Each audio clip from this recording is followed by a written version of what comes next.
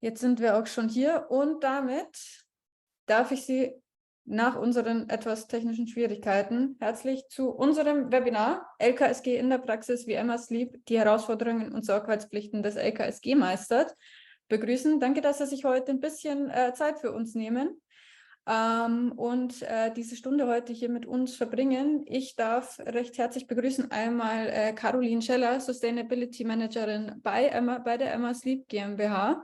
Wir freuen uns, dass du da bist. Vielen Dank, dass du uns heute ein bisschen was zu den Herausforderungen und den Lösungen zum LKSG bei Emma erzählst. Und natürlich meine liebe Kollegin Miriam Jonas, Regional Sales Manager Dach bei der Prewave GmbH. Auch vielen Dank, dass du wieder da bist und das wieder heute mit uns machst. Und dann noch ein paar kurze organisatorische Hinweise. Wir haben wieder unsere Q&A-Funktion offen. Wenn Fragen sind, bitte einfach dort melden. Die werden wir dann sowohl währenddessen als auch im Nachgang gerne beantworten. Ja, dann zum Thema LKSG. Es ist ja ein unglaublich großes Thema im letzten Jahr, vor allem für Firmen über 3000 Mitarbeiter, dieses Jahr auch für eher mittelständische Unternehmen, von über 1000 Mitarbeitern, aber auch für Unternehmen, die unter dieser Zahl sind. Das sehen wir auch in unseren Kunden. Also wir haben unglaublich viele Kunden dazu bekommen, die eben Prewave zur Compliance fürs LKSG nutzen. Unter anderem als bestes Beispiel natürlich Emma Sleep.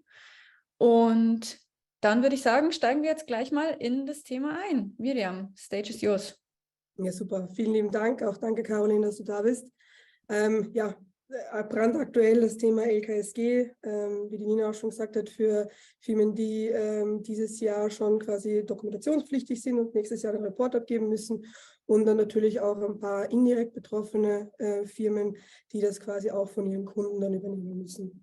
Wie machen wir den Ansatz? Ich erkläre das nur ganz kurz und dann darf die Caroline eigentlich ihren Best Practice auch schon weitergeben, weil ich glaube, die meisten wollen eigentlich die Caroline hören und nicht meine Wenigkeit. Deswegen gehe ich nur ganz kurz darauf ein, wie wir das in Prewave lösen, diesen gesamten Risikoansatz. Das heißt, in dem Moment, wo wir wissen, wer die direkten Lieferanten, also die Tier-1-Lieferanten sind, können wir auch schon den gesamten Prozess starten. Was machen wir als erstes? Wir machen vollautomatisch, also ohne dass der Kunde ein Zutun hat. Also er muss uns quasi einmal die Tier-1-Lieferanten anliefern und die nächsten Schritte sind eigentlich vollautomatisch. Das heißt, wir identifizieren die verschiedenen Risiken bei den Lieferanten. Das sind die Menschenrechtsrisiken oder Umweltrisiken, die hervorkommen, neben verschiedenen Länder- und Branchenrisiken. Und mit diesen Informationen gehen wir in den Schritt 2 der Evaluierung und Priorisierung. Das heißt, wir nehmen diese ganzen Informationen, gewichten sie auch, was ist ein hohes Risiko, was ist ein mittleres Risiko, was ist ein niedriges Risiko und packen das Ganze in ein Scoring, in ein Profil von einem Lieferanten, sodass jeder Lieferant, der uns gegeben wurde, auch wirklich einen Score bekommt. Diese Evaluierung, die wird dann priorisiert. Das heißt, am Ende des Tages geht es darum, dass ich vollautomatisch sehe, wo ist die Spitze des Eisberges? Welcher Lieferant ist meine Spitze des Eisberges? Wo muss ich quasi Maßnahmen dann auch wirklich einleiten? Das Ziel ist es hier wirklich, dass ich mich nicht immer um alle Lieferanten kümmern muss, proaktiv, sondern quasi, dass ich Prewave nutze, um die Risiken zu identifizieren und dass Prewave mir aktiv dann sagt, um welche Lieferanten muss ich mich dann auch kümmern. Wir gehen dann weiter in den Maßnahmenbereich. Das heißt, wenn ich weiß, okay, welche risikobehafteten Lieferanten habe ich, das kann weil es in einem riskanten Land ist oder in einer riskanten Branche ist oder weil sich der Lieferant wirklich selber etwas zu Schulden hat kommen lassen, kann ich die Maßnahmen dann einleiten. Das können präventive Maßnahmen sein oder eben Abhilfemaßnahmen. Präventiv zum Beispiel, wenn ich im Kino unterwegs bin, dass ich quasi schon mir gewisse Scores liefern lasse oder gewisse Informationen anliefern lasse, bevor ich einen Schritt weitergehe. Oder eben Abhilfemaßnahmen, wenn ich weiß, dass der Lieferant an manchen Stellen vielleicht Probleme hat. Das Ganze wird natürlich auch protokolliert. Das heißt, in Prewave ist alles dokumentiert und ich kann in die laufende Kontrolle gehen. Ich kann mich proaktiv von Prewave informieren lassen, was passiert bei meinen Lieferanten. Das heißt, ich muss nicht aktiv alle Lieferanten permanent durchtelefonieren, E-Mails schreiben, laufend irgendwelche Sachen machen, sondern ich kann mich wirklich proaktiv oder halt passiv eigentlich zurücklehnen, unter Anführungszeichen, und mir Informationen liefern lassen und auf Basis dieser Informationen dann die Maßnahmen einleiten, in den Kontrollbereich gehen und dann auch in den Reportbereich gehen. Und dann fängt das Radl quasi wieder an. Das heißt, ich habe auch am Ende des Tages ein komplettes Reporting, was ich dann auch zu einem großen Teil für das BAFA-Reporting dann auch verwenden kann, indem ich alle Informationen, die ich brauche, aus Prewave dann auch wieder herausziehe. Genau. Kurz noch der Ansatz, auch anhand der Dokumentationen von der BAFA. Das heißt, wir machen zu Beginn die abstrakte Risikoanalyse. Das heißt, wir schauen uns an, in welchem Land und in welcher Branche sind diese Lieferanten. Und auf Basis dieser Information wird dann die konkrete Analyse gemacht. Das heißt, wir schauen uns darüber hinaus noch die individuellen Informationen an. Das heißt wirklich, wir überwachen die Lieferanten 24 Stunden, 7 Tage die Woche auf Basis von öffentlichen Daten. Das sind Social-Media-Daten, Mediadaten und dergleichen.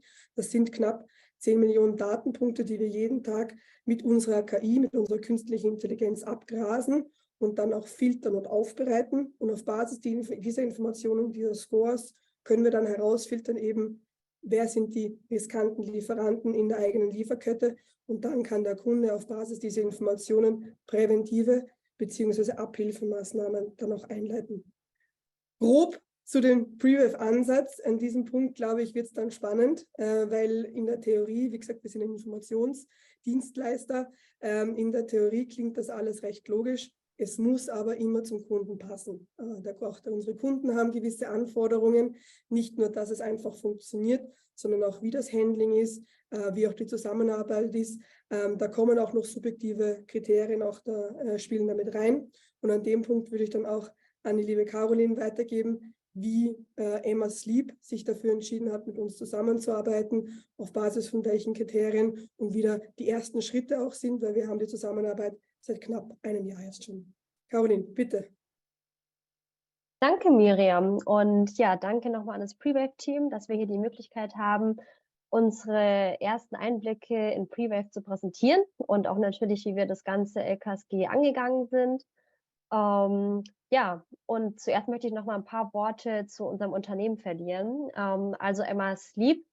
Wir haben aktuell um die 1000 Mitarbeiter. Alle sind aktuell indirekt betroffen durch den Haniel-Konzern und sind deswegen auch schon in diesem Jahr berichtspflichtig, also nächstes Jahr berichtspflichtig. Und dieses Jahr müssen wir natürlich alle Anforderungen des Lieferkettengesetzes umsetzen. Wir wir verkaufen hauptsächlich Matratzen, letztes Jahr über 6 Millionen weltweit, entwickeln uns aber aktuell auch wirklich in ein Multi-Product-Unternehmen. Das heißt, auch Betten, Kissen, also alles rund ums Schlafzimmer gehört dazu und sind aktuell in über 30 Ländern aktiv. Genau, dann möchte ich hier einmal kurz unsere Agenda präsentieren. Also wir haben da letztes Jahr angefangen, uns erstmal einfach mit unserer Supply Chain auseinanderzusetzen. Das möchte ich kurz einmal beschreiben. Dann wäre der zweite Schritt, möchte ich Ihnen Einblicke geben, wie wir dann uns für ein Tool entschieden haben und wie das Onboarding mit Prewave gelaufen ist. Dann ist der dritte Schritt die Implementierung, was wir bereits in Prewave umgesetzt haben. Und da möchte ich noch kurz ein bisschen was erzählen, wie das alles in unserem Unternehmen funktioniert hat, was mussten wir da an Change Management betreiben. Und dann wäre noch der letzte Punkt der aktuelle Status und dann auch mit Blick in die Zukunft, was sind die nächsten Schritte und ja, unsere ersten Eindrücke. Okay, dann, wie sind wir das Ganze angegangen? Also ich muss sagen, wir haben unser kleines Nachhaltigkeitsteam auch erst seit letztem Jahr. Und das war so auch der Punkt, wo wir gemerkt haben, wir sollten auch in das Thema Supply Chain Due Diligence schauen, weil wir einfach bis letztem Jahr uns nicht damit beschäftigt haben.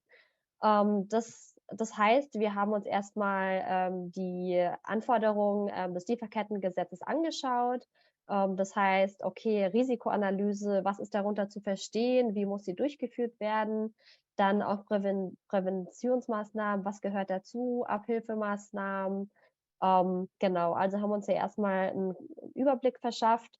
Und dann war eben auch der zweite Schritt, da einfach mit den Kollegen zusammenzukommen, vor allem einmal von unserem Legal- und Compliance-Team, die uns vor allem ja mit dem Gesetz unterstützt haben, das zu verstehen und dann da auch die entsprechenden Dokumente anzufertigen, wie ein Supplier Code of Conduct, wie aber auch das Policy Statement. Und dann war so der zweite Punkt oder die zweite Schnittstelle wirklich unser Operations-Team. War einmal unser COO, der uns dann da auch unterstützt hat und da auch wirklich viel Unterstützung zugesprochen hat, sodass wir dann mit einmal Operations und Legal und Compliance ein kleines Squad-Team gebildet haben. Das ist so ungefähr im März letzten Jahres passiert. Und genau, dann ging es weiter, dass wir uns einfach ein bisschen genauer mit unserer eigenen Supply Chain beschäftigt haben. Haben wir dann auch versucht darzustellen, erstmal herauszufinden, wer sind eigentlich unsere wichtigen Lieferanten, weil das war was wir auch nicht wirklich irgendwo gesammelt hatten. Nur wir hatten unser kleines Einkaufsteam, die mit Lieferanten zusammengearbeitet haben. Und genau, da habe ich dann eben an erster Stelle erstmal versucht, alles zu sammeln, sowohl unsere direkten Materiallieferanten als auch Logistikpartner, Callcenter-Partner, also wirklich alles, was Produkt- und Dienstleistungen betrifft, an Partnern, ja, einmal aufzulisten und dann schon ein erstes Risikomapping durchzuführen. Und da kann ich sehr gerne auf die Agentur für Wirtschaft und Entwicklung verweisen. Da gibt es nämlich eine Helpdesk für Wirtschaft und Menschenrechte und das ist ja eine Website, wo man eine erste grobe Risikoanalyse bekommt. Das möchte ich auf der nächsten Slide noch mal ein bisschen genauer darstellen, wie wir da vorgegangen sind und mit diesem CSR-Tool. Und zwar gibt es da eben auch schon die Möglichkeit, das Land einzutragen, auch die Industrie des entsprechenden Lieferanten. Und dann gibt es da schon wirklich Risiken, die dort vorausgewählt sind. Das ist einmal Menschenrechte, Arbeitsrechte und die Umwelt. Und basierend auch auf diesen Kriterien bekommt man dann schon einmal eine grobe Analyse der Risiken. Und genau, das sieht man hier auch ganz gut. Das heißt, wir hatten Lieferanten, die niedriges Risiko hatten, sowohl sozial als auch im Umweltbereich, hatten dann aber auch ja, ein paar Lieferanten, die hohes Risiko hatten. Das sind dann eher in Asien die Textillieferanten. Und dann hatten wir natürlich, dadurch, dass wir Matratzen produzieren, ist Schaumstoff, da arbeiten wir mit der Chemieindustrie zusammen. Da gab es dann auch eher höhere Risiken im Umweltbereich als im Sozialbereich, da die meisten Lieferanten eben aus Europa sind. Darf ich da kurz fragen, Caroline, wie lange hat der Prozess circa gedauert? Also das würde ich sagen, war so in ein paar Wochen abgeschlossen. Ich würde so sagen 2, 3 Wochen, 'n knappen Monat. Also wir sind dann auch am Ende so auf die 150 Lieferanten gekommen. Und hier gemappt, würde ich sagen, haben wir aber auch nur die 50 wichtigsten Materiallieferanten. Und ja, das ist doch auch eher manuell, da man wirklich dann sich erstmal zurechtlegen muss, was sind die Länder, was sind die Industrien. Und ja, bekommt man da eben einen Report und damit habe ich dann das versucht, einmal zu mappen. Und ja, aber man sieht schon, es ist wirklich zeitaufwendig, manuell und auch wirklich nur an Anzahl der Risiken, die das Tool herausgibt, ist es doch noch mal schwer zu sagen, wie hoch das Risiko ist. Und da möchte ich noch auf der nächsten Folie noch mal kurz erläutern, was dann hier unsere Learnings waren. Also, wie gesagt, es war ein manueller Prozess. Auch diese Art von Risikoanalyse war intern entwickelt. Also, es war nichts, wo wir dann uns sicher gefühlt haben, dass wir dadurch dann alle Anforderungen des Lieferkettengesetzes erfüllen. Das heißt, wir haben gedacht, es ist uns nicht genug, diesen Weg zu gehen und auch einfach aufgrund des hohen Zeitaufwands und haben wir uns dann entschieden, einen Schritt weiter zu gehen und hatten dann da auch zum Glück intern die Unterstützung von unserem CEO und haben dann gesagt, wir würden da gerne toolbasiert arbeiten, da es auch einfach ein hohes Compliance-Risiko darstellt und wir da einfach gut aufgebaut sein möchten. Genau, und vor allem noch ein großer Punkt war auch, dass man durch dieses Tool ja wirklich nur die potenziellen Risiken eines Lieferanten bekommt und keine aktuellen Risiken. Das heißt, da müsste man dann noch mal einen Schritt weitergehen. Ähm, genau, das hat dann eben dazu geführt, dass wir uns dann unterschiedliche Anbieter angeschaut haben und da dann auf der nächsten Seite sieht man dann, glaube ich, genau, dann sind wir jetzt hier schon in der Tool-Selection-Phase und hier möchte ich noch mal ganz kurz auf die Kriterien eingehen, die für uns da besonders wichtig waren. Ja, der erste Punkt ist wirklich die Risikoanalyse, weil wir eben gemerkt haben, das ist so das Essentielle des Lieferkettengesetz, das muss stimmen. Und das war eigentlich so der Hauptgrund, weil wir gesagt haben, okay, wir möchten da ja ein professionelles Tool dafür. Dann war uns natürlich auch wichtig, dass eine gewisse Compliance zum Lieferkettengesetz gegeben ist. Und dann gab es noch weitere Kriterien, wo wir dann gesehen haben, was eigentlich super cool ist und was Tools bieten können, was man aber selber einfach nicht machen kann, wie zum Beispiel News Screening, also einfach, dass einfach alle Nachrichten weltweit in unterschiedlichen Sprachen gescreent werden und wenn dann zufällig eine Meldung von dem Lieferanten kommt, mit dem man zusammenarbeitet, dann ist es einfach sehr viel wert, dass man da eine Meldung hat. Weil wenn es in Chinesisch wäre, hätte man das selber wahrscheinlich nie bekommen und das ist eben durch die KI möglich, von Prewave. Und da haben wir gedacht, okay, das wäre auf alle Fälle nice to have, vielleicht kein Must-have-Criteria. Aber als wir dann gesehen haben, dass manche Tools das anbieten, haben wir gedacht, okay, wenn wir auf ein Tool gehen, dann wäre das auch nochmal ein wichtiges Feature für uns.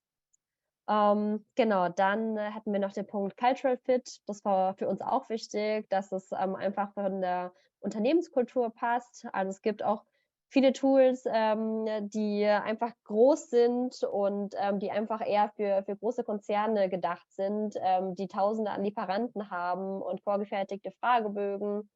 Und ja, da haben wir gedacht, dass das passt einfach nicht. Also wir brauchen irgendwas, wo auch wir flexibel sind, mal was zu ändern. Also wir sind einfach noch ein stark wachsendes Unternehmen und haben da auch ständig wechselnde Anforderungen. Und deswegen, da komme ich dann schon zum nächsten Punkt, Customization, war das für uns auch wichtig, dass man dann sagen kann, okay, das ist ein Tool, wo wir halt irgendwie auch noch selber mitentscheiden können, wie möchten wir die Risikobewertung gewichten. Und dass wir auch unsere eigene Fragebogen benutzen können und nicht immer einen ewig langen Fragebogen an alle Lieferanten rausschicken müssen. Genau, dann geht es noch um die präventive Maßnahmen. Da haben wir dann gesehen, dass es natürlich auch wichtig ist, da einfach Visibilität zu haben zu den Maßnahmen, die wir bei den unterschiedlichen Lieferanten durchführen und dass man das dann auch nicht aufwendig nochmal in Excel machen muss oder sonst in einem Tool, weil es ja wirklich auch dann vom Gesetz an eine Anforderung ist, dass man da dann auch vorlegen kann, welche präventive Maßnahmen man für die risikoreichen Lieferanten getroffen hat. Und natürlich, Preis war auch ein Kriterium. Natürlich, wie man hier sieht, auch nicht das einzige, aber natürlich schauen wir als junges, wachsendes Unternehmen auch auf den Preis. Und der letzte Punkt ist Usability. Das heißt einfach, okay, wie einfach ist es, im Tool zu navigieren? Ist es anschaulich? Wird das Risiko mit unterschiedlichen Farben dargestellt? Einfach sowas. Genau. Ja, hier sieht man das dann noch mal ein bisschen ausführlicher, wie wir das letztes Jahr dann einmal so aufgegliedert haben. Also für den ersten Punkt Risk Identification, da haben wir dann geguckt, okay, haben wir das Länderrisiko drin, haben wir Industrierisiko drin, haben wir New Screening drin. Das waren so die wichtigen Punkte. Dann haben wir den Punkt Lieferantenkommunikation, also dass man da durch das Tool auch wirklich dann die Fragebogen rausschicken kann. Was auch noch ein wichtiger Punkt war für uns, dass es für den Lieferanten nichts kostet. Weil wir natürlich auch viele kleinere Lieferanten haben und die vielleicht dann nicht willig sind, jetzt nochmal extra zu bezahlen, nur um einen Fragebogen auszufüllen. Genau, deswegen das war da auch nochmal ein wichtiger Punkt. Und genau, Customization habe ich erwähnt, da hatten wir nochmal ein paar Unterkriterien und genau, dann nochmal diesen externen Proof, dass es auch einfach validiert ist und compliant ist mit dem Lieferkettengesetz.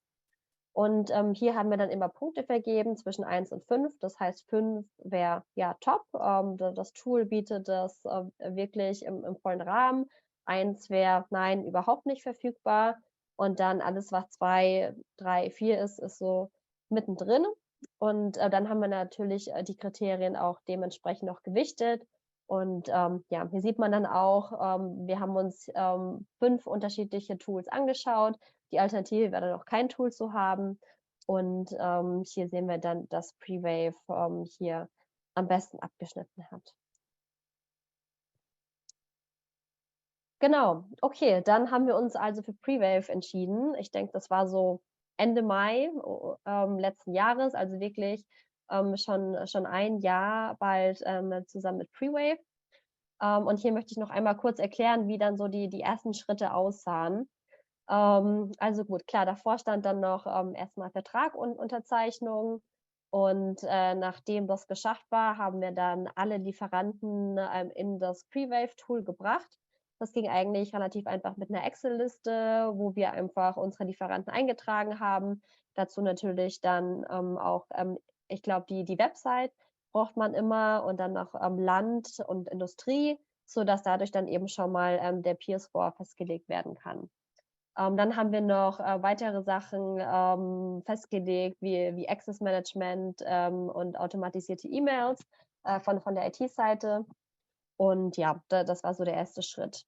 Dann der zweite Schritt war, dass wir Learning Sessions aufgesetzt haben. Das ist einmal dann natürlich mit unseren internen Stakeholdern sowie dem Procurement-Team, aber auch unserem Legal- und Compliance-Team, sodass einfach alle, die mit Lieferanten zu tun haben, auch wirklich dieses Tool nutzen können. Und dazu hat Pre-Wave auch noch E-Learnings, also wirklich kleine Videos, wo nochmal Schritt für Schritt alle unterschiedlichen Bereiche des Tools erklärt werden.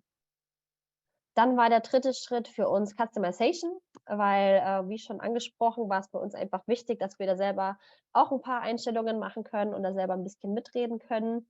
Und da haben wir dann einmal festgelegt, okay, welchen Lieferanten möchten wir überhaupt ja, einen Fragebogen schicken oder wo möchten wir weitergehen und wo sagen wir, okay, wir sehen kein großes Risiko, wir müssen keine weiteren Maßnahmen treffen.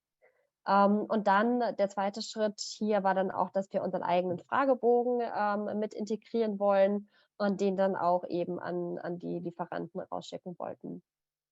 Genau, und dann war der letzte Schritt waren dann noch die präventiven Maßnahmen. Das haben wir jetzt auch erst in den letzten Monaten vorangetrieben. Das heißt, wir haben auch unsere Code of Conduct über Pre-Wave rausgeschickt und auch eben die Questionnaires über Pre-Wave an die Lieferanten geschickt.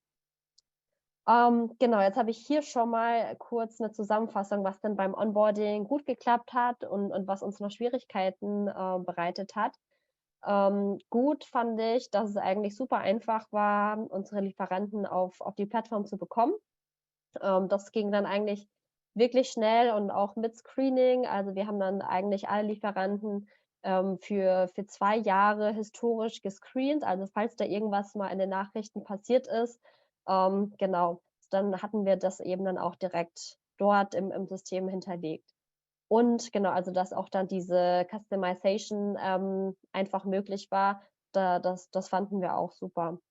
Und dann die Schwierigkeiten, das war dann eher so von unserer Seite, dass dann oft die Daten nicht gestimmt haben bezüglich des Umsatzes. Da sich immer sofort einmal, das wird sich der Umsatz des Lieferanten angeschaut und auch unser Umsatz des Lieferanten, um den Impact darzustellen. Dazu komme ich da gleich nochmal im Detail. Aber genau, also das war sowas, wo wir einfach nochmal viel Datenkorrektur machen mussten. Und dann war natürlich auch ein Punkt, dass intern vor allem unser Einkaufsteam dann nicht direkt den Nutzen vom Tool gesehen hat und die dann nicht sofort aufs Tool gesprungen sind. Und ja, das hat dann einfach ein bisschen gedauert. Und der dritte Punkt wäre dann noch, dass auch von der Supplier-Seite ist Pre-Wave natürlich nicht immer bekannt. Und oft kann man erstmal die Rückmeldung, wenn sie einen Fragebogen bekommen haben, okay, ist das jetzt irgendwie Spam oder ist das jetzt ernst gemeint? Das war dann immer noch mal, dass entweder also das Einkaufsteam noch mal auf mich zugekommen ist, was sie da antworten sollen. Also ja, deswegen, Den da Punkt ist dann eigentlich konnten wir, wichtig, dass den man Punkt da konnten wir klar mittlerweile kommuniziert. lösen, Gott sei Dank. Ja, genau. Das ist so die erste Zusammenfassung vom Onboarding. Okay, jetzt komme ich kurz in den Implementierungsteil. Hier möchte ich auch noch mal kurz darauf eingehen, wie die Risikobewertung in Preview funktioniert. Da haben wir einmal den 360-Grad-Risikoscore. Der setzt sich zusammen aus dem Peer-Score, was das Länderrisiko ist, und das Industrierisiko, und dann noch den Alert-Score. Und der Alert-Score ist wirklich alles, was durch die Nachrichten kommt, alles, was dort gescreent wird, und dann, ja, wenn da einfach was kommt, was heißt, da gab es Streiks, passiert eigentlich relativ oft, dass man sieht, okay, die Mitarbeiter sind unzufrieden. Das wirkt sich dann beispielsweise auch auf diesen Alert-Score aus. Und die Dimensionen, die da betrachtet werden, sind eigentlich die auch im Lieferkettengesetz genannt werden. Das ist Arbeitsrisiko, Menschenrechte, Health and Safety und Umwelt. Genau, und dann hat man eben als zweite Dimension den Impact. Und da geht es dann eben darum, um den Impact zu bestimmen. Und dann nehmen wir einmal den Gesamtumsatz des Lieferanten und unseren eigenen Umsatz mit dem Lieferanten. Und so sehen wir einfach, okay, wie hoch ist unsere Verhandlungsmacht gegenüber dem Lieferanten. Und das sieht man eigentlich auch ganz gut in diesem Diagramm. Also auf der Y-Achse, ist der Impact, und auf der X-Achse ist der Risikoscore. Und dementsprechend kann man dann schon mal ganz gut einordnen, okay, ist beides niedrig, dann ist eigentlich alles im grünen Bereich. Aber wenn wir einen hohen Impact haben und einen hohen Risikoscore, dann heißt das, dass man da auf alle Fälle handeln muss und Maßnahmen ergreifen muss, und die dann auch durchsetzen kann. Weil Impact ist eigentlich wirklich, sagt aus, okay, können wir diesen risikoreichen Lieferanten überhaupt beeinflussen? Haben wir da die Macht dazu? Und wenn wir das haben, dann müssen wir da auf alle Fälle handeln. Wenn es halt einfach ein Riesenlieferant ist und wir vielleicht also weniger als 1% des Gesamtumsatzes ausmachen, dann haben wir da keine Verhandlungsmacht. Dann klar, können wir zwar einen Fragebogen schicken, dann können wir auch vorlegen, dass wir da was getan haben, aber wir müssen da nicht kämpfen, dass dieser Lieferant für uns kleinen Kunden sozusagen da dann große Maßnahmen betreibt. Und genau, so ist nämlich das Lieferkettengesetz ausgelegt, und da sieht man dann auch noch mal ganz gut, wie Prewave das so zusammenfasst in einer Art, ja, Priorisierung. Okay, bei welchen Lieferanten muss ich wirklich was machen? Und da gibt es dann auch 5 unterschiedliche Priorisierungsgruppen. Das eine wäre kritisch, also da haben wir jetzt glücklicherweise keinen Lieferanten mit drin. Dann haben wir hohe Priorität, das sind aktuell, also das ist auch hier ein Screenshot von unseren Lieferanten. Also wir haben 4 Lieferanten aktuell, die eine hohe Priorität haben. Dann gibt es 55 mit einer mittleren Priorität, und der Rest ist dann gering oder keine Priorität, wo wir eigentlich auf der sicheren Seite sind. Genau, dann schaut es hier ein Beispiel aus. Das ist jetzt eben eine Scorecard von einem unserer Lieferanten. Hier sieht man dann also eigentlich einmal ist es der Risikoscore, den wir hier sehen. Der totale Risikoscore ist 60, und der setzt sich eben zusammen aus dem Peer-Score und aus dem Alert-Score. Da kann man hier auch nochmal sehen, wie der Risikoscore sich entwickelt im Laufe der Zeit. Das heißt dann beispielsweise, wenn eine Meldung kommt, also wenn eine schlechte Nachricht kommt, dann ist es einmal rot in einem gewissen Monat, und dann wenn danach nichts mehr kommt, dann wird es wieder langsam Schritt für Schritt besser. Das ist so die Idee dabei. Wie viele Nachrichten kriegt ihr da so pro Woche oder pro Monat? Also ich denke, pro Woche sind so 2, 3. Aber was ich am meisten ist es wirklich so von den Logistikdienstleistern, dass die in Streik gehen. Also eher solche Sachen. Wir hatten jetzt noch keine großen Unfälle oder sowas. Es geht dann eher meistens um Streiks, wo dann da berichtet wird. Und genau.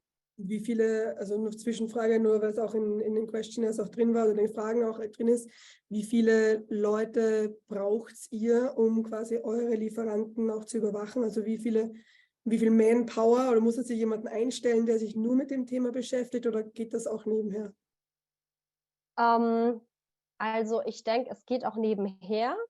Allerdings muss man wirklich einmal erstmal schauen, dass alle Daten soweit richtig im System sind. Also da sind wir jetzt auch nochmal dabei, dass ein Werkstudent das bisschen überprüft, weil wirklich auch, das ist auch was sich immer ändert. Okay, wie ist unser Umsatz mit dem bestimmten Lieferanten und wie viel macht der Lieferant allgemein an Umsatz, sodass man da einfach auch diesen Impact immer up-to-date hat. Das ist, ich denke mal, so einmal im Jahr halt ein bisschen was, wo man das nochmal überprüfen muss. Aber dann geht es eigentlich relativ gut nebenher, weil also wenn kein Risiko reinkommt, dann muss man eigentlich nichts weiter machen. Aber wenn man dann sieht, okay, da kommt eine Meldung, dann muss man eingreifen und ansonsten werden wir dann auch einmal im Jahr wirklich die große Risikoanalyse machen, wo wir dann wirklich uns alles nochmal anschauen und dann da gucken, okay, wie viele, wo müssen wir nochmal extra Präventionsmaßnahmen einleiten. Und ich denke, dann ist es schon wieder über Monate ein bisschen intensiver. Also ich denke nicht, dass man da wirklich Vollzeit einer nur dran sitzt, aber ich denke, es gibt auf alle Fälle Phasen, wo es dann doch intensiver ist. Und da ja, sind wir dann, ich würde sagen, so 2, 3 Personen, die dann da eigentlich schon dran arbeiten. Genau, hier wollte ich noch mal ganz kurz zeigen, wie wir eben das intern für uns definiert haben, wann wir dann in präventive Maßnahmen gehen. Also für uns ist alles, was keine Priorität ist oder geringe Priorität, da gibt es keine weiteren Maßnahmen. Und alles, was ja, Medium ist oder High oder Critical, heißt dann, hier gehen wir in die präventiven Maßnahmen und hier schicken wir das Self-Assessment raus. Und dann basierend auf der Antwort des Self-Assessments, entweder positiv oder negativ, kann dann sogar das Risiko heruntergesetzt werden. Oder falls Dokumente fehlen, wie einfach, ich glaube, wir haben sehr oft einfach, gibt es eigentlich eine Politik zur Umwelt, gibt es eine Politik zu Menschenrechte, dann gehen wir da nochmal weiter und sagen, okay, hier brauchen wir bitte das und das Dokument oder wenn ihr es nicht habt, dann arbeitet daran oder was ist euer Maßnahmenplan. Genau, und ich denke da, also auch wie viel Arbeit da reingesteckt wird, ist dann eigentlich auch die Frage, okay, was hat man für Lieferanten, wie gut sind die da schon aufgestellt und wie viele kritische Lieferanten hat man einfach im Portfolio. Also wir haben jetzt eben diese Fragebogen an so 60 Lieferanten rausgeschickt und genau, das ist eigentlich noch was ganz gut handelbar ist. Allerdings hat man halt dann doch ein paar, die halt einfach aufwendiger sind, weil die halt nicht sofort antworten, weil dann Dokumente fehlen und dann zieht sich das natürlich immer ein bisschen. Genau, hier ist dann nochmal auch nochmal ein Screenshot aus Pre-Wave, wie das Ganze ausschaut, wenn wir da wirklich dann die Self-Assessments raussehen. Also das ist dann auch wieder Teil des Lieferantenprofils. In dem Reiter Action kann man dann sehen, dass wir hier Self-Assessments rausgeschickt haben und dass die auch schon abgeschlossen wurden. Genau. Und das ist nochmal dann ein Beispiel von unserem Questionnaire, wie der ausschaut. Also der ist auch wirklich gegliedert in die 4 unterschiedlichen ja, Arten. Also das ist einmal dann wieder Umwelt, Menschenrechte, Arbeitsrechte und Health and Safety, wo wir eben fragen, okay, gibt es denn eigentlich ein Managementsystem? Und ja, wenn es kein Managementsystem gibt, gibt es zumindest jemanden, der für den Bereich verantwortlich ist. Und dementsprechend werden dann da auch Punkte vergeben für die Antworten der Fragen. Genau, hier sieht man noch mal kurz, was unser aktueller Stand ist in Sachen, wie viele Lieferanten, haben schon geantwortet.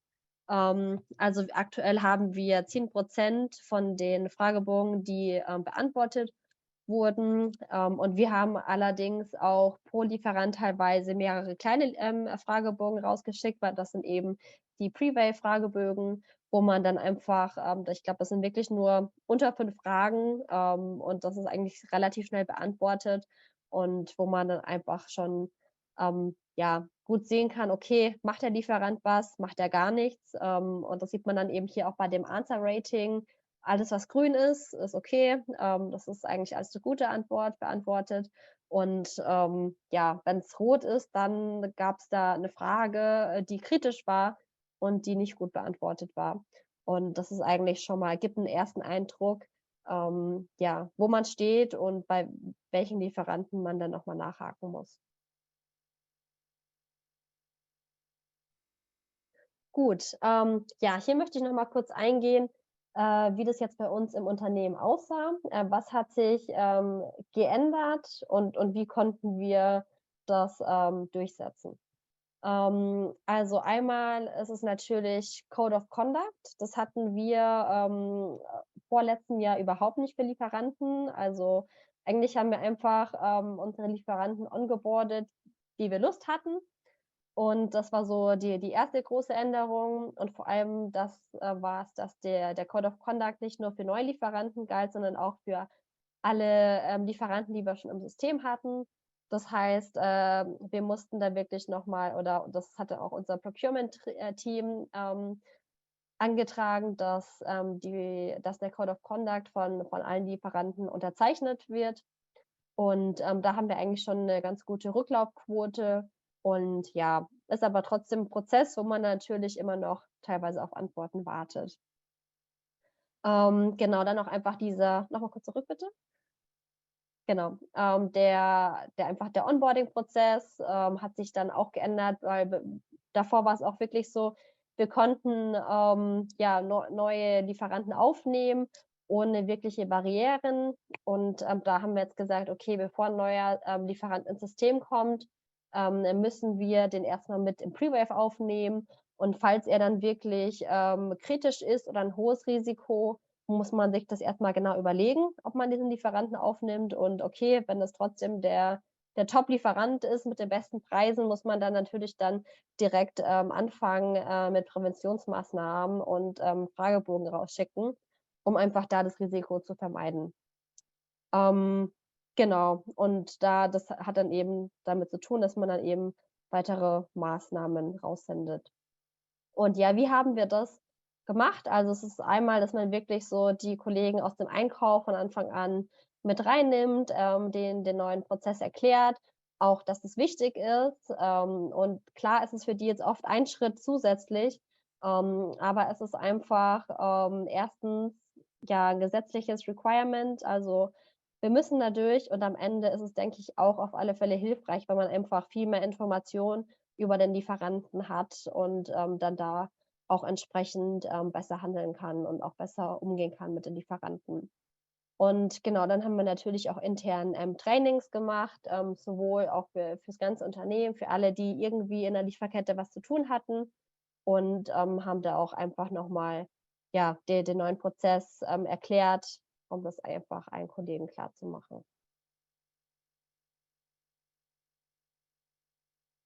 Okay, jetzt noch mal, zum Abschluss, was haben wir jetzt schon gemacht? Wo stehen wir aktuell? Also, alle unsere direkten Lieferanten, das ist, wie gesagt, alles, was Material ist, aber auch Dienstleistungen, sind auf der Plattform und wir haben schon bereits mehr als 200, Actions getriggert. Also, das heißt wirklich, wir haben über 200 Fragebogen, rausgeschickt an die Lieferanten. Ähm, Genau. Und da ist jetzt eben der aktuelle Status, dass wir teilweise dann noch auf Antworten warten, und ja, da auch noch mit Data Cleaning beschäftigt sind. Und, die nächsten Schritte wären dann die große jährliche Risikoanalyse, wo wir uns jetzt, dann damit beschäftigen müssen. Und, wir wollen auch gerne noch mal da ein paar kleine Änderungen machen, für unser Risikorating, da wir einfach gemerkt haben, dass doch immer diese Alerts von den gleichen großen Lieferanten kommt und die kleinen Lieferanten da teilweise ein bisschen rausfallen und wir da einfach ein bisschen weniger Gewicht in diesen Alert-Score geben wollen. Und das ist eben da auch was im Pre-Wave möglich ist. Und ja, da möchte ich noch kurz sagen, was es noch für weitere Möglichkeiten gibt mit Pre-Wave, was wir uns vielleicht fürs nächste Jahr vorgenommen haben. Das wäre dieses End-Tier-Screening, also dass man da wirklich auch in der Lieferkette weitergeht, um da einfach nicht nur die direkten Lieferanten im System zu haben, sondern dann wirklich, um auf die Rohmaterialien ja, mit einzubeziehen. Das ist bei uns in der Lieferkette vor allem für Holz wichtig. Da gibt es auch eine EU-Regulatorik, dass man da den Holzursprung wirklich auch verfolgt. Und ich denke, das wäre super wichtig für uns, dass wir da auch einfach den Überblick behalten. Und dann ist der zweite Punkt noch Commodity Monitoring. Das heißt, man kann sich alles auch anschauen, was innerhalb derselben Commodity passiert. Und genau, ich denke, das wäre auch nochmal interessant. Genau, jetzt nochmal abschließend, was hat uns super gut gefallen in den ersten 10 Monaten Pre-Wave. Das war einfach so die gute Benutzerfreundlichkeit. Man konnte eigentlich wirklich gut sich durchs Tool klicken und hat dann eigentlich, macht alles Sinn. Also man muss sich natürlich einmal damit beschäftigen, bis man alles versteht, also wie sich das Risiko dann auf was sich wie auswirkt. Aber an sich ist es eigentlich super selbsterklärend. Dann natürlich auch, dass wir die Self-Assessments, also die Questionnaires, über das Tool rausschicken können und dass man dann auch wirklich sieht, okay, wie viele Rückmeldungen haben wir schon und dann auch wirklich sieht, okay, was sind die nächsten Steps, wie ist das Risiko gerade, also dass man alles im Tool tracken kann. Genau, diese Customizable, also dass man eigentlich wirklich selber alles einstellen kann. Das war das, was uns auch gut gefallen hat. Und natürlich steht auch das Pre-Wave-Team eigentlich immer zur Seite, wenn man Fragen hat. Vor allem am Anfang hatten wir da, glaube ich, einen hohen Bedarf und das war auch super, dass da Lukas und Miriam da eigentlich immer uns zur Seite standen. Genau, nur noch 2 Punkte, was wir noch so als unsere Zukunftswünsche sehen. Das ist einmal so, dass man irgendwie alle Dokumente, die man durch die Self-Assessments bekommt, von den Lieferanten zugeschickt bekommt, dass man die alle in einem gemeinsamen Ort speichern kann oder alle irgendwie im Supplier-Profil sieht. Das wäre noch super, weil aktuell bekommt man zwar auch dann die Dokumente, nur am Ende speichern wir die dann doch nochmal intern. Und ich glaube, das wäre noch sowas, wenn man dann wirklich alles auf der Plattform hat, wäre das super. Und genau, der zweite Punkt, den habe ich schon kurz erwähnt, man bekommt halt die Alerts wirklich immer von den größeren Suppliern. Und da müssen wir eben noch gucken, wie können wir sicherstellen, dass wir auch von den kleinen Lieferanten da mehr Informationen bekommen, auch wenn die jetzt nicht in den Medien erscheinen, dass wir da trotzdem die dementsprechend gut und auch das Risiko dementsprechend gut präsentieren können. Da ist perfekt eigentlich auch die Überleitung. Wir haben diese Wünsche, also wir gehen auch auf die Wünsche von unseren Kunden auch immer ein. Das heißt, mit Mai, mit unserem Pre-Wave Day kommen ein paar neue Features und da werden auch die Wünsche von Emma Sleep dann auch berücksichtigt. Also mit Mai haben wir dann auch die Sachen auch schon abgedeckt. Vielen lieben Dank, Caroline. Nina, was gibt es aus der Q&A-Seite? Genau, vielen Dank, ihr beiden. Ich würde jetzt noch mal kurz in das Q&A reingucken. Die erste Frage ist, glaube ich, geht Richtung LKSG auch schon. Müssen die Lieferanten von Maschinen auch berücksichtigt werden? Ja. Wenn ich das verstanden habe, ja. Ja, also per se sind es alle Lieferanten im Produktionsbereich, aber auch im Dienstleistungsbereich, also alle direkten Lieferanten. Und anlassbezogen müsste man auch Tier N, also N-Tier, je nachdem, auch gehen, aber das kann man jederzeit auch antriggern. Also vorrangig ist es alle Lieferanten, mit denen man direkt zu tun hat. Es ist natürlich ein Unterschied, ob ich quasi indirekt betroffen bin, dann kann ich es mir bis zum gewissen Grad vielleicht auch noch aussuchen. Aber jeder, der über 3000 Mitarbeiter hat, müsste eigentlich alle berücksichtigen. Gut, dann noch eine Frage vom Herrn Müller bezüglich dem Code of Conduct. Werden denn die Code of Conduct in Prewave Tool archiviert? Und wie werden dann die Dokumente einfach in das Tool hochgeladen, also manuell über die Einkäufer, gibt es das zentral etc.? Also der Code of Conduct es kann der eigene Code of Conduct in Prewave hochgeladen werden und dann an die Lieferanten rausgeschickt werden und wird auch auf der jeweiligen Profilseite dann abgelegt. Also wenn Sie unterschreiben, das können Sie sich aussuchen, ob Sie digital unterschreiben sollen oder ob Sie es ausdrucken sollen und dann quasi unterschreiben und dann hochladen. Beides ist möglich. Wie macht ihr das? Also wie machen es eure Lieferanten, Caroline, über Prewave? Genau, also wir haben es quasi so ähnlich aufgebaut wie ein Questionnaire, und dadurch lädt der Lieferant dann auch einfach den Code of Conduct hoch unterschrieben. Und genau, also eigentlich funktioniert genauso wie ein Questionnaire und genauso sieht man das dann auch im System. Genau. Gut, ich glaube, die nächste Frage vom Herrn Hemmersbach hast du schon so ein bisschen beantwortet, Caroline. Es geht im Endeffekt darum, wie man mit Nachrichten umgeht, die jetzt aus eigener Sicht nicht so relevant für den Score sein sollten und ob man das beeinflussen kann. Ich denke, da hast du schon so ein bisschen Einsicht gegeben, dass die Gewichtung da auch ein bisschen auch auf eurer Seite lag. Ja, also man kann, glaube ich, wirklich tatsächlich einstellen, wenn jetzt eine Meldung relevant ist oder auch nicht relevant. Dann merkt sich das System das dementsprechend auch. Und genau, und dann kann man wirklich am Ende auch innerhalb dieses Alert Score dann nochmal sagen, ob ich da jetzt viel Gewichtung reingeben möchte oder auch ein bisschen weniger.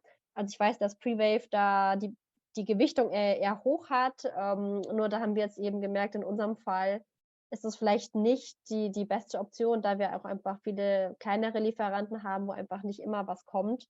Und ja, wir dann denken, dass wir das vielleicht dann noch mal ein bisschen daran spielen müssen und das noch mal 'n bisschen umstellen müssen, sodass man da weniger Gewichtung rein hat. Genau, aber das ist wirklich immer kommt drauf an, ob die Lieferanten eher groß sind oder klein und auch in welcher Branche die Lieferanten tätig sind, denke ich, bekommt man dann unterschiedliche Nachrichten. Genau, vielleicht dazu noch die Gewichtung der Risiken. Das ist bei uns in Abstimmung mit der Kanzlei Taylor Wessing. Also da arbeiten wir mit ihnen zusammen, dass die Gewichtung auch rechtskonform ist und ist initial strenger eingestellt. Es obliegt aber jedem Kunden, es steht jedem Kunden frei, die Gewichtung auch selber nochmal nachzujustieren. Das kann man auch individuell nochmal einstellen. Aber wir geben immer ein Best Practice vor. Okay, die nächste Frage, glaube ich, ist auch für Caroline. Wie sieht es denn mit den Alerts aus? Wo landen die? Wer arbeitet die dann bei euch ab? Also wir haben es jetzt wirklich so eingestellt, dass die Kollegen aus dem Procurement die Alerts bekommen, die wirklich für ihre spezifische Kategorie dann betreffend sind. Also zum Beispiel alle ja, Kollegen, die eher im Logistikbereich sind, die eben viel mit unseren Logistik-Dienstleistern zu tun haben, bekommen dann eben alle Alerts von DHL und genau, also an Logistikpartnern. Und ich bekomme eben alles rein. Also ich bekomme dann einen Bericht einmal die Woche, 'ne Übersicht von allen Alerts. Und genau, und falls dann wirklich was Größeres ist, würde ich mich da mit dem Kollegen zusammensetzen und dann fragen: „Okay, hey, hast du schon mal mit dem Lieferanten gesprochen? Ob das wirklich stimmt und was da los ist?“ Und ja, und dann einfach gucken: „Okay, was macht jetzt Sinn? Was ist 'ne gute präventive Maßnahme?“ Ob man da dann wirklich noch handeln muss oder nicht. Aber wie gesagt, was wir jetzt so die letzten Wochen eigentlich eher bekommen haben, war jetzt nichts Schwerwiegendes und da haben wir jetzt eigentlich keine weiteren Maßnahmen getroffen, sondern ist dann einfach in den Risikoscore eingeflossen, aber wir haben jetzt da nichts weiter unternommen. Okay. Die nächste Frage ist auf Englisch. Ich würde sie kurz auf Englisch stellen, wenn das für euch okay ist, dass wir sie vielleicht auch auf Englisch beantworten können. So Adriana Kirche asks, so is Emma only monitoring the LKSG or are you also monitoring different dimensions like disruption risks, sustainability, financial legal risks? Yeah, so at the moment we are only looking at LKSG because this is also the requirement at the moment. But I think it would be very interesting, especially for our procurement team, to also look more at the financial risk from the supplier side. And I think we can also really adapt it by the perspective very quickly. So we have our own perspective, but we can also switch to another one, and then we can also see other perspectives. But I think at the moment, and it's already enough that what we need to monitor with the LKSG, so we stay at that one. Okay, thank you. Ich würde jetzt kurz mit dem Blick auf die Uhr, wir würden noch eine Frage dran nehmen, ganz kurz, und dann vielleicht können wir die restlichen Fragen in unserer Follow-up-E-Mail dann beantworten, damit wir jetzt auch da nicht zu lang überziehen.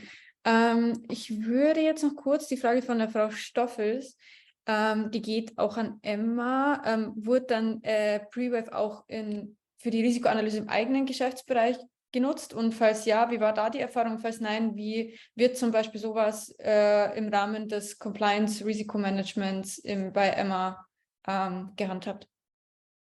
Ja, gute Frage. Also aktuell benutzen wir Prewave nicht im eigenen Geschäftsbereich. Und ehrlich gesagt sind wir da auch noch an einem Punkt, wo wir uns noch nicht so viel Gedanken darüber gemacht haben. Dadurch, dass wir einfach diese jährliche Risikoanalyse noch nicht ausgeführt haben, sondern das wirklich für die zweite Hälfte des Jahres auf unserer Agenda steht, haben wir uns da noch nicht so wirklich damit beschäftigt. Ich weiß gar nicht, ob ihr sowas im Prewave auch umsetzen könnt. Dann wäre das, denke ich, auf alle Fälle interessant. Aber aktuell haben wir das noch nicht gemacht. Ja, also kann sich auch wieder jeder Kunde selber aussuchen. Per se ist es absolut möglich, den eigenen Geschäftsbereich ganz normal auch zu tracken, zu monitoren und speziellere Fragebögen, also da geht es um andere Fragebögen, auch auszuschicken. Da haben wir auch Partner, wie zum Beispiel Taylor Wessing, die solche Sachen auch zur Verfügung stellen, damit man das auch in den Geschäftsbereich, also auch in den Report nachher mit einfließen lassen kann. Es obliegt aber auch wieder jedem Kunden, es ist kein Muss, aber wir bieten es auch an mittlerweile. Wunderbar, gut. Dann, wie gesagt, mit Blick auf die Zeit bedanke ich mich erstmal nochmal. Vielen herzlichen Dank bei euch, Miriam und Caroline. Und dann natürlich auch vielen herzlichen Dank bei allen Teilnehmerinnen und Teilnehmern. Wie gesagt, die Fragen, die jetzt nicht drangekommen sind, werden in unserer Follow-up-E-Mail beantwortet, die Sie alle noch im Nachhinein bekommen. Auch nochmal herzlichen Dank, dass Sie uns treu geblieben sind mit unseren technischen Schwierigkeiten. Und ein kleiner organisatorischer Hinweis noch, am 26.05. wird es, einige von Ihnen waren vielleicht schon bei Teil 1 dabei, den Teil 2 unseres Leitfadens zum LKSG mit unserem CEO Harald Nitschinger als Webinar geben. Dazu geht auch noch eine Einladung raus in den nächsten Wochen und dann würden wir uns freuen, wenn wir Sie da auch alle wieder begrüßen dürfen. Vielen herzlichen Dank und ich wünsche noch einen wunderschönen Tag. Danke, Caroline. Danke, Nina. Danke euch. Tschüss. Tschüss.